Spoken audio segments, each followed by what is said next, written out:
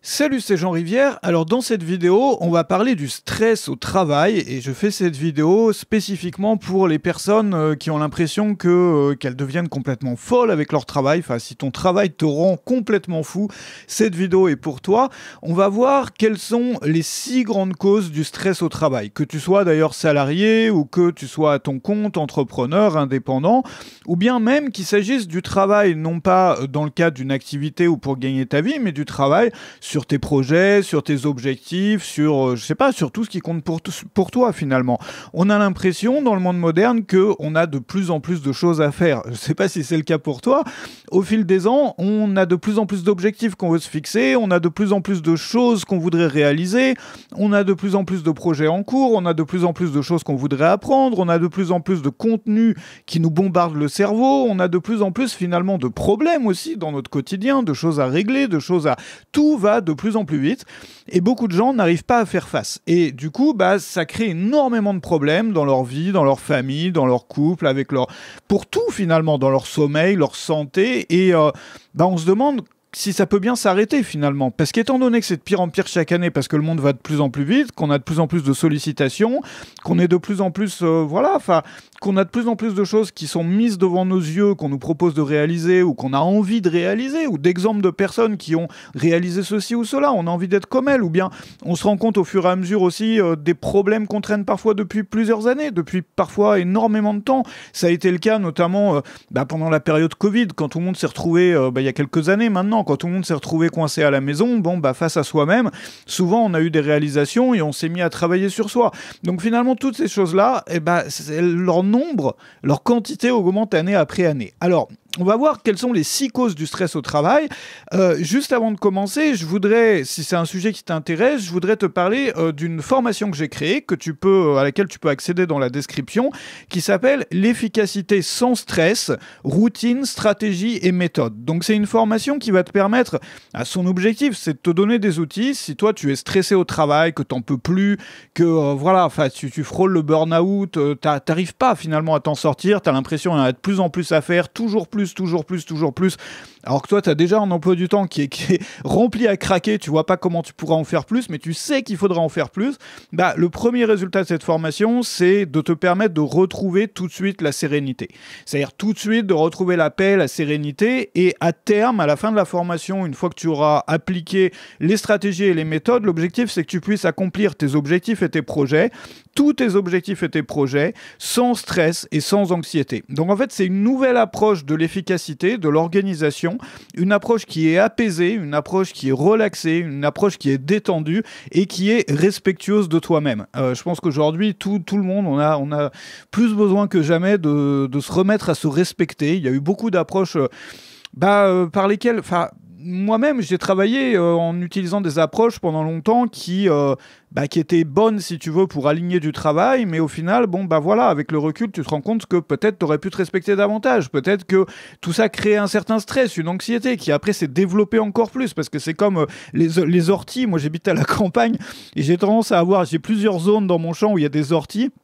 Et quand ça commence à se développer, si tu coupes pas assez, ça s'étend, c'est invasif, quoi. Et c'est la même chose pour le stress et l'anxiété. Et quand ça commence à prendre, ça peut prendre des proportions qui sont énormes. Donc cette formation, elle est vraiment pour les personnes qui veulent revoir complètement la façon dont elles travaillent. Moi, c'est quelque chose que j'ai fait dans ma vie à moi, et je voudrais te donner des méthodes, des stratégies. Donc ça, n'hésite pas à regarder, ça se trouve dans la description. Et à l'heure où cette vidéo est mise en ligne, il y a des conditions particulières pour la période du lancement de cette formation. Alors, on va explorer ensemble dans cette vidéo 6 causes de l'anxiété, du stress au travail. La première, c'est les deadlines. Tu sais, quand on sait qu'on doit, j'en ai déjà parlé un peu dans une autre vidéo, mais c'est tellement important. Il y a une énorme différence entre un travail qu'on peut faire au fur et à mesure. Par exemple, je sais pas, t'as un jardin chez toi, quand t'as un peu de temps, ou t'avances à ton rythme, en fait. T'es pas obligé que telle partie du jardin, elle soit finie avant jeudi à 14h50, quoi. Par contre, dans notre travail, de plus en plus, les choses sont mesurées, les choses sont, tu vois, avec une deadline, avec une limite en temps. Donc, c'est nécessaire, bien évidemment. L'idée, c'est pas de retirer toutes les deadlines, mais peut-être de s'organiser, et c'est l'une des choses que je vais te montrer dans la formation, de s'organiser pour que les deadlines ne t'impactent pas. Mais sans pour autant se mettre des micro-deadlines ou se forcer au jour le jour. Mais l'idée, c'est d'enlever complètement l'anxiété de la dernière ligne droite. On a tous cette anxiété-là. Tu te rappelles, je sais pas si t'as passé ton bac ou pas, quand on passait notre bac, ou tel examen, finalement, il y avait le stress de la dernière ligne droite, tu vois. On était pressé, il fallait absolument qu'on révise les dernières choses qu'on n'avait pas encore révisées. Le problème, c'est que ce stress de la dernière ligne droite, aujourd'hui, dans nos vies, il s'applique à peu près à tout, quoi. Moi, je le vois, j'habite à la campagne, c'est un mode de vie qui est plus apaisé, finalement, dans lequel, moi, j'ai pas de deadline. Enfin, tu vois, on n'a pas les gens, les fermiers qui sont à côté et tout. Tu vois bien la différence avec je sais pas, si c'est des fermes traditionnelles, des fermes familiales. Bon, la différence avec une ferme industrielle ou avec une usine, tu vois, c'est la plus grosse différence, c'est qu'il n'y a pas de deadline, en fait. Si aujourd'hui, tu as envie... Alors, l'idée, c'est que tu travailles aujourd'hui. Si tu es en forme, tu travailles, mais tu choisis ce sur quoi tu travailles. C'est-à-dire, s'il pleut aujourd'hui, tu vas pas aller faucher ton champ. Donc, s'il pleut, tu vas faire quelque chose à l'intérieur. Je sais pas, tu vas ranger ta grange, tu vas organiser un truc ou autre, ou réparer une porte. L'autre jour, il fait beau, tu vas t'occuper de tes champs. L'autre jour, il fait autre chose où tu te sens, je sais pas, t'es un peu malade, tu vas faire quelque chose qui demande... Mais il n'y a pas une deadline pour toutes les parties de ton existence. Et si tu regardes dans les modes de vie traditionnels, il n'y a jamais eu ce phénomène de deadline pour toutes les parties de son existence. Oui, il y a eu ça pour quelques petites choses dans la vie, mais pas pour... Finalement, aujourd'hui, dans le monde moderne, dans la façon de vivre moderne, si tu veux, la plupart des choses qu'on doit faire sont mesurées par une deadline, ne serait-ce que l'heure du prochain métro, la deadline du moment où tu vas commencer à travailler si tu travailles en entreprise, la deadline de ta pause du midi, la deadline de tel projet que tu dois finir, la deadline du deuxième, du troisième, du 10e, du 20e projet. Et tout ça, finalement, crée une anxiété qui n'est pas nécessaire. L'idée, c'est de s'organiser différemment pour éviter, tant que faire se peut, les deadlines. Alors, on peut respecter un calendrier, et justement, c'est ça que je voudrais t'apprendre, c'est vraiment respecter un calendrier, sans pour autant qu'au jour le jour, on soit comme ça impacté par des deadlines. Donc si tu veux séparer les deux, c'est-à-dire décorréler les deadlines d'un calendrier de rendu, c'est-à-dire il faut rendre tel truc à telle heure, tel jour, ou il faut que tel truc soit fait à telle heure, tel jour, décorréler ça de ma pratique de travail pour avoir plus de sérénité, de paix d'esprit finalement, et puis de pouvoir aussi faire des tâches aujourd'hui qui correspondent à mon envie, à mon humeur du jour. Par exemple, si tu te fixes pour objectif aujourd'hui, voilà, t'as une session de travail, plus une session de jardinage, plus une session à travailler sur tes projets perso. Bon, ça, c'est la règle. Mais dans ces blocs, dans ces unités, c'est-à-dire unité travail, unité jardin, unité s'occuper des projets perso, tu peux choisir une chose en fonction de ton humeur du jour, de ton envie du jour. Et tu vas avancer petit à petit. Donc, il y a des principes, il y a des règles à appliquer pour tout ça. C'est l'une des raisons pour lesquelles j'ai créé cette formation, c'est pour en parler. Donc, la première chose, c'est les deadlines. La deuxième chose, c'est la fragmentation, bien entendu. Aujourd'hui, moi je le vois parce que j'ai une activité dans laquelle l'activité qui consiste à créer des formations, des vidéos, des articles, du contenu en ligne, c'est une activité qui est devenue, et beaucoup de créateurs en ont souffert de plus en plus au fil des années, c'est une activité qui est devenue de plus en plus fragmentée au fil des ans. C'est-à-dire qu'au début, moi quand j'ai commencé, j'étais blogueur, j'avais un blog il y a des années et des années, quand j'ai commencé cette activité-là. Quand tu avais un blog, il n'y avait pas 3000 choses à faire. Il y avait écrire des articles, les mettre en ligne, un peu de technique, quoi. Voilà, c'est tout. Aujourd'hui, tu as des créateurs qui font à la fois des vidéos, qui font des formations, qui font, du marketing, qui font des textes, donc des emails, des mailings, qui font des choses pour les réseaux sociaux. Ne serait-ce que les vidéos, ils font des vidéos courtes verticales, plus des vidéos longues horizontales. Et année après année, tu vois, il y a de plus en plus d'outils qui sont inventés, il y a de plus en plus de formats qui sont inventés, il y a de plus en plus de choses à faire, mais des choses qui sont complètement différentes les unes des autres. Par exemple, quand tu fais de l'administratif, ou quand tu fais de la technique web, ou quand tu fais de la création pure, c'est-à-dire de la recherche d'idées, de concepts nouveaux, de débloquer les problèmes que peuvent avoir les personnes de ton audience, t'es dans deux univers mentaux complètement différents. Opposés. C'est très difficile de faire ces deux choses-là à la suite ou de passer de l'une à l'autre, de bosser un petit peu 10 minutes sur l'une, 10 minutes sur l'autre, 10 minutes sur l'une, 10 minutes sur l'autre. Le problème, c'est qu'il n'y en a pas que deux. Il y en a peut-être 10, 20, 30, 40 selon le travail qu'on fait. Et ça, ça nous empêche de pouvoir nous donner pleinement dans ce qu'on est en train de faire, si tu veux. Donc la lutte contre la fragmentation, la lutte, j'aime pas trop ce mot-là, mais se protéger de la fragmentation tant que faire se peut, tant vraiment, c'est l'une des choses les plus importantes, c'est vrai, j'en parle souvent. L'une des façons de s'en protéger consiste à grouper, si on a la possibilité de le faire, de grouper les tâches autour d'une énergie, c'est-à-dire si toutes les tâches créatives ou une partie des tâches créatives, tu les fais pendant une journée ou une demi-journée consacrée à 100% à la créativité. Et pendant cette journée-là, tu te laisses pas déranger par tes emails, par l'administratif, par ceci, par cela. Non, tu vas te mettre à fond là-dedans. Et puis après, une autre journée ou une deuxième journée où tu vas faire encore autre chose. Pour moi, ça va être par exemple des vidéos ou de l'écriture ou encore autre chose. Donc, les deadlines qui crée énormément de stress et d'anxiété, enfin énormément. La fragmentation qui en crée encore plus parce qu'on s'électrocute le cerveau en passant, c'est comme un stroboscope, tu vois, on passe d'un truc à l'autre, des choses qui n'ont rien à voir les unes avec les autres et on se fait du mal et on se fatigue, on s'épuise vraiment, enfin ça crée vraiment de la fatigue physique, quoi. La troisième raison, c'est l'insatisfaction permanente. Aujourd'hui, on est de plus en plus, la plupart des gens sont de plus en plus insatisfaits. Pourquoi ?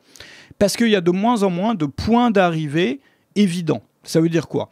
Tu sais, beaucoup des auteurs, des auteurs fondamentaux de tout ce qui, enfin des gens comme Brian Tracy ou autres, je sais pas si tu avais lu ces livres-là à une époque, des livres sur la gestion de projet, sur comment se fixer des objectifs et les réaliser, etc.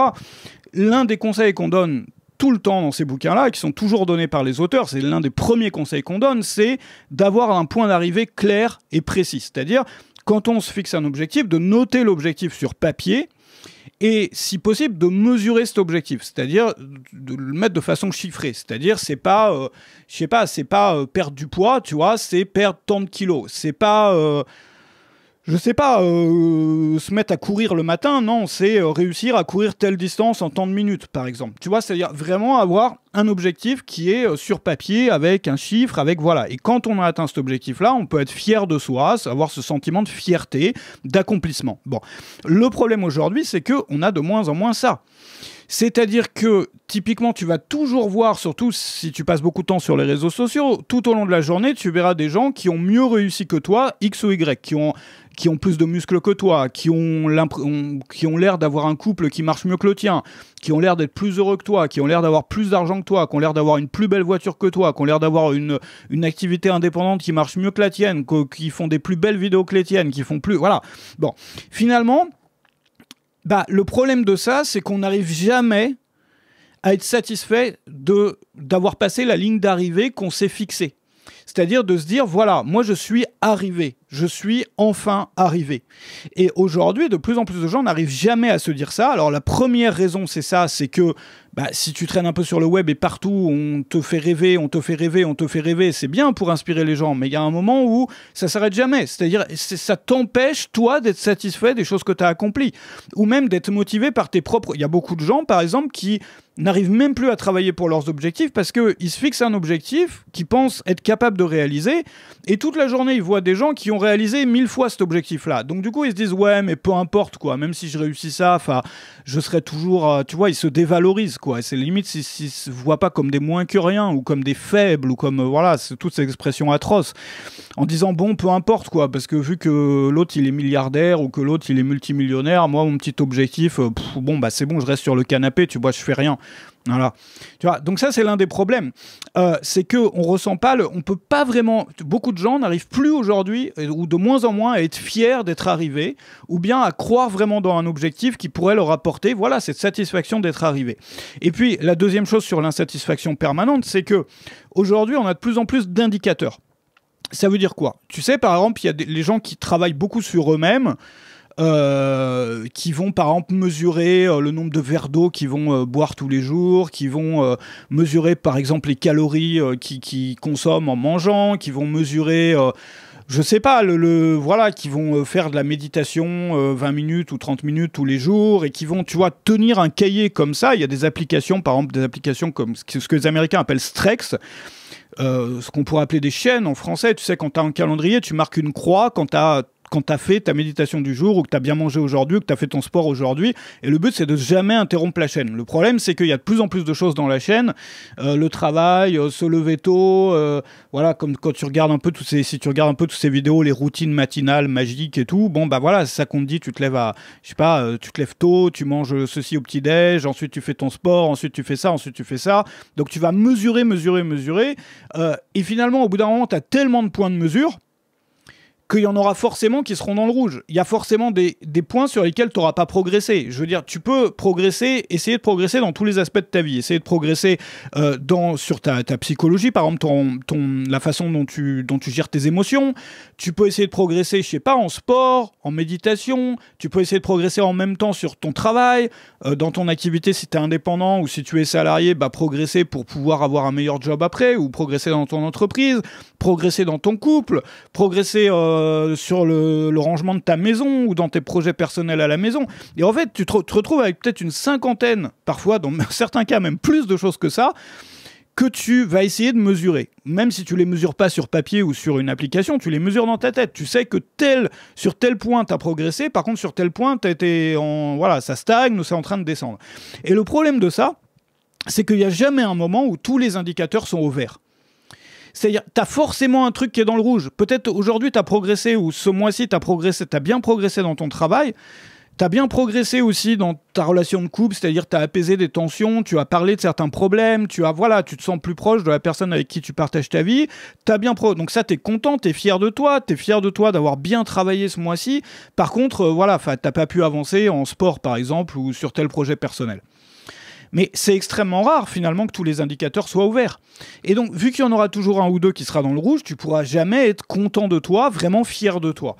Bon, il y a plein d'autres facteurs, on pourrait faire une vidéo entière là-dessus, sur l'insatisfaction permanente, mais il y a plein de choses qui font qu'on est de façon permanente insatisfait, et de plus en plus insatisfait, parce que la façon dont fonctionne le monde moderne nous amène de plus en plus à être insatisfait. Bon. Il y a aussi la publicité, tout ça. Enfin, il y a énormément de choses, les réseaux sociaux. Enfin bon, bref, on va pas rentrer dans tous les détails. Donc les deadlines, la fragmentation, l'insatisfaction. La quatrième raison du stress et de l'anxiété au travail, c'est que c'est moi ce que j'appelle le phénomène de l'herbe plus verte, quoi. Enfin, moi, je peux en parler en connaissance de cause parce que j'ai beaucoup souffert de ça, ou j'ai beaucoup été affecté par ça. Le fait de voir que le voisin, il a une herbe plus verte que la tienne, et te demander si tu devrais pas faire comme lui, ou tu devrais pas, tout changer pour faire comme le voisin. Ou même pas comme le voisin, juste essayer de faire mieux, tu vois. Alors c'est toujours le problème, c'est que c'est bien de progresser. C'est bien de progresser dans tous les domaines de la vie. Le problème, c'est qu'il faut aussi réussir à être satisfait. Ça rejoint un peu le point d'avant, tu vois, sur l'insatisfaction. On en veut toujours plus, on se fixe, dès qu'on a à peine on a atteint un objectif, qu'on a eu le temps d'en profiter, c'est-à-dire de s'asseoir, de se dire « Waouh, j'ai réussi ça, je suis content », tout de suite, on va repartir dans l'objectif d'après, puis d'après, puis d'après. Et en fait, alors ça, je lisais un bouquin d'un scientifique là-dessus, sur la façon dont ça fonctionne. En fait, c'est simple, c'est que on doit avoir l'impression, naturellement, si tu veux, sur le plan de l'évolution. Bon, notre espèce, comme les autres espèces, ont besoin de croire vraiment qu'un objectif ou que quelque chose qu'ils veulent va leur apporter de la satisfaction. Ils ont besoin de le croire, sinon ils vont pas mettre l'effort. Par exemple, je sais pas, un animal, nous, à l'état animal, mais encore aujourd'hui, en tant qu'humain moderne, c'est exactement le même phénomène. On croit que quelque chose après lequel on court nous apportera la solution à tous nos problèmes et tout. Combien de fois ça nous est arrivé ? Combien de fois ça t'est arrivé ? Combien de fois ça m'est arrivé ? De voir alors ça peut être une chose, un objet, un appareil, ça peut être un changement de vie, ça peut être, je sais pas, un changement de ceci ou de cela, ça peut être une expérience, ça peut être n'importe quoi. On se dit, une fois que j'aurai ça, quasiment tous mes problèmes seront réglés. Mais une fois qu'on l'a, ça dure une heure, une journée, au pire, au mieux, tu vois, de pouvoir vraiment l'apprécier avant qu'on se mette dans la tête, non, en fait, il manque encore quelque chose d'autre. C'est un peu le phénomène, c'est quand on achète un nouveau téléphone ou un nouveau gadget ou un nouveau truc, on est tout content pendant une semaine et puis après, ça y est, c'est devenu habituel. Et ça, c'est nécessaire sur le plan de l'espèce. C'est-à-dire que si on n'avait pas ça, on ferait rien, tu vois. On a besoin de ça pour faire des choses. Maintenant, le problème, c'est qu'il faut aussi se rendre compte que c'est un cycle perpétuel. Et qu'on voudra toujours quelque chose de plus. Alors, dans le travail, ça se traduit par le cycle des objectifs. C'est-à-dire, j'ai réalisé tel objectif, je croyais que ça me suffirait ou que je serais bien à ce moment-là, mais non, il m'en faut encore plus. Et à un moment, quand on prend un peu de recul, on se rend compte, peut-être je serai jamais satisfait, en fait. Alors peut-être que c'est bien, que moi je veux un progrès constant, mais dans ce cas-là, faut aller dans le progrès constant avec une certaine clarté d'esprit, c'est-à-dire en connaissance de cause, en se disant, moi je sais très bien que voilà, une fois que j'aurai atteint cet objectif-là, ça n'aura pas résolu tous mes problèmes. Donc le phénomène de l'herbe qui est plus verte dans le champ d'à côté, le phénomène de toujours en vouloir plus, et donc du coup, on n'a pas cette sérénité, ce repos, cette fierté d'avoir réalisé quelque chose. La cinquième chose, ça, j'en ai souvent parlé aussi par le passé, la cinquième cause du stress, de l'anxiété au travail, et finalement du fait qu'on se met à ne plus ou à transformer notre travail en torture, c'est le phénomène des buts externes et des buts internes. Alors ça, je vais le résumer parce que j'en ai déjà parlé, et j'en parle souvent, mais les buts internes, c'est quoi ? Les buts internes, c'est intrinsèque, interne, c'est plus simple. Autotélique, il y a plein de mots il y a plein de mots qu'on peut utiliser pour décrire cette réalité-là. Bon, on va dire interne, externe. Un but interne, c'est je fais quelque chose pour faire quelque chose. Par exemple, je joue du piano parce que j'aime bien jouer du piano, tu vois, ça me détend. Voilà, je joue du piano pas pour un objectif externe comme gagner un concours de piano, gagner de l'argent en jouant du piano pour dans un restaurant ou dans un concert. Non, je joue du piano pour moi parce que j'aime jouer du piano. Ou bien, je sais pas, quelqu'un qui écrit un roman, par exemple, peut l'écrire. Il y a des gens qui écrivent un roman parce qu'ils ont envie d'écrire un roman. Alors, eux, ça leur fait plaisir, ils le font pour écrire. Ça les détend, ça leur permet de raconter un peu ce qu'ils ont sur le cœur, bref, ils aiment ça, donc ils le font pour le faire. Les buts externes, c'est quoi ? C'est quand on fait quelque chose, par exemple quand on joue du piano, donc pour l'argent, mais uniquement pour gagner de l'argent. Tu vois, on aurait pu vendre des boîtes de petits pois si ça nous avait rapporté la même somme. Ou on aurait pu faire n'importe quoi d'autre finalement si ça nous avait rapporté plus ou la même somme. Bon. Ou bien on va faire, écrire un bouquin uniquement pour l'argent. Nous on n'aime pas écrire. Ou bien peut-être on aime écrire, mais c'est pas notre but. Notre seul but c'est le résultat. Bon. Le problème de ça, des buts uniquement externes. Alors déjà. Avant de parler du problème, c'est qu'il y a un cheminement qui s'opère. Ça, on le voit beaucoup chez les travailleurs indépendants. Travailleurs indépendants, souvent, ils partent d'une passion. Ils partent d'un but interne. C'est-à-dire, par exemple, quelqu'un qui adore jouer du piano, il va en faire son métier. Bon, alors pas forcément en tant que travailleur indépendant, du coup, mais par exemple, quelqu'un qui adore tel sujet, le jardinage, il se met à faire des vidéos sur le jardinage pour aider les gens à jardiner, partager sa passion. Donc, au début, il est sur le but interne. Bon, évidemment, il y a un peu de but externe parce qu'il aimerait quand même gagner sa vie avec ça, tu vois. Mais il choisit pour gagner sa vie quelque chose qu'il aime. C'est-à-dire, peut-être, il aurait pu vendre des petits pois à la place et gagner plus, mais lui, ça ne l'intéresse pas de vendre des petits pois en conserve. Ce qu'il veut, c'est gagner sa vie avec le jardinage. Bon. Donc, le but, il est principalement intrinsèque, interne au début. Et puis, à mesure que les choses avancent, à mesure qu'il lutte contre la procrastination, entre guillemets, on reparlera de ça aussi dans les articles que j'ai écrits pour les inscrire à la newsletter, à mesure que, bref, ça devient de plus en plus externe. C'est-à-dire qu'il y a plein de jours où il se lève le matin, il s'en fout, il n'a plus envie de jardinage, de rien du tout, il veut juste gagner son argent du jour ou son argent de la semaine, voilà, il veut faire le boulot pour gagner de l'argent, c'est tout. Bon. Et quand il fait ça, le problème c'est que petit à petit, son travail se transforme en torture, en calvaire, en une corvée. C'est-à-dire que le plaisir part, le bonheur qui se trouvait dedans part, à mesure que la part interne est réduite et la part externe de l'objectif est augmentée. Et au bout d'un moment, il est obligé de lutter contre soi-même, il supporte plus son travail, ça lui demande un effort monstre, il doit lutter contre la procrastination, il croit qu'il doit lutter contre la procrastination tous les matins. Pourquoi croit ? Parce qu'il y a des meilleures méthodes pour dissoudre notamment la procrastination au lieu de lutter contre, parce que ça marche pas. En tout cas, sur le long terme, ça peut pas marcher. J'y reviendrai là-dessus, parce que bref, dans des articles que j'ai écrits, un article notamment que j'ai écrit pour la newsletter. Bref, donc, l'idée c'est quoi ? C'est, si on veut ne pas transformer son boulot en calvaire et donc être stressé au boulot, anxieux au boulot, etc., c'est garder coûte que coûte la plus grande part possible de but interne. C'est-à-dire, même si, évidemment, c'est mon métier, donc il faut que je gagne ma vie, mais c'est pas seulement pour me faire plaisir, c'est parce que je sais que mon travail va devenir une torture, un calvaire, si je ne garde pas la flamme, si je ne mets pas un maximum d'efforts pour protéger la flamme de la passion.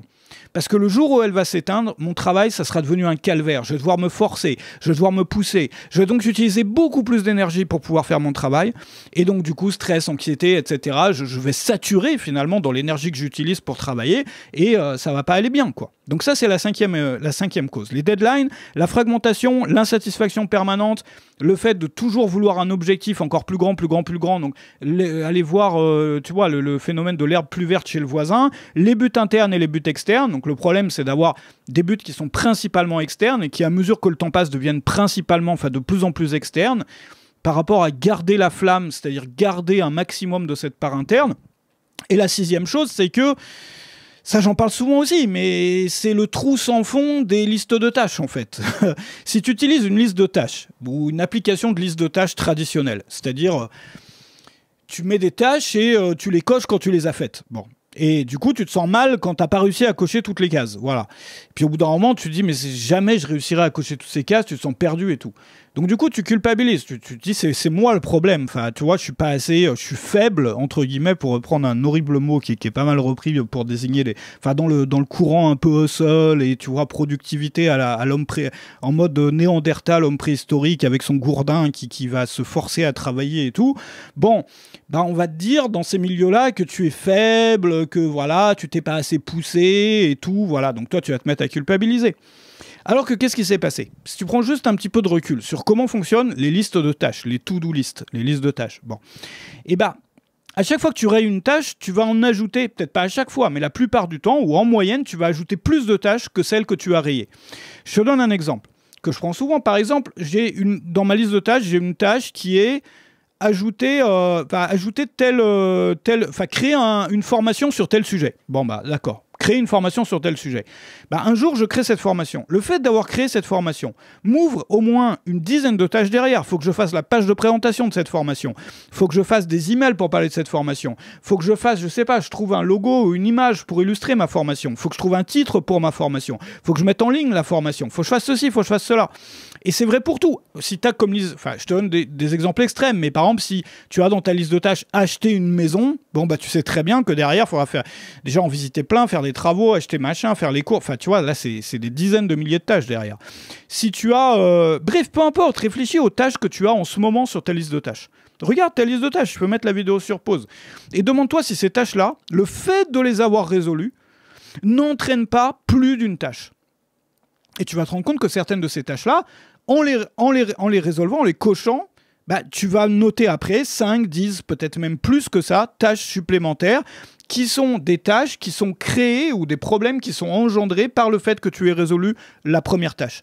Donc, c'est un trou sans fond. C'est un système c'est un truc, c'est pas possible de venir à bout d'une liste de tâches. Ça n'existe pas. C'est la raison pour laquelle la meilleure façon de s'organiser, c'est de le faire sans liste de tâches traditionnelle, ou en tout cas en utilisant les listes de tâches différemment, notamment par exemple comme un menu. Il y a des systèmes de blocs, il y a plein de systèmes de routines, etc.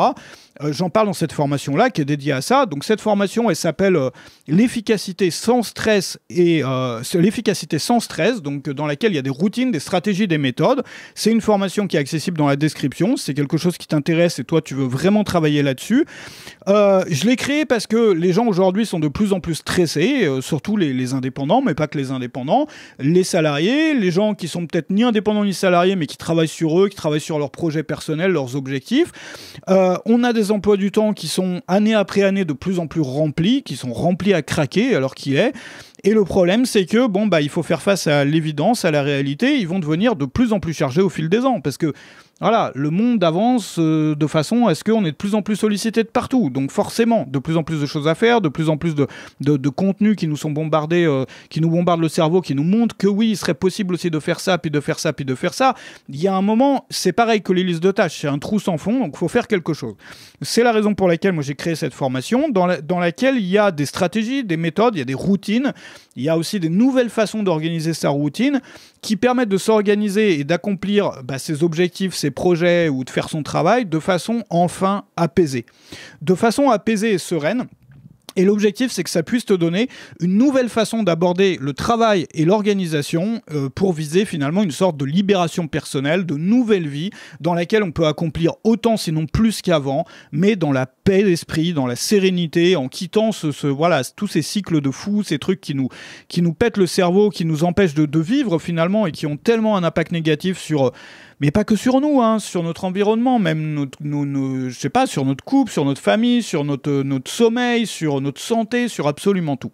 Donc je te propose de regarder ça dans la description. Merci d'avoir été avec moi pendant cette vidéo et je te retrouve bientôt.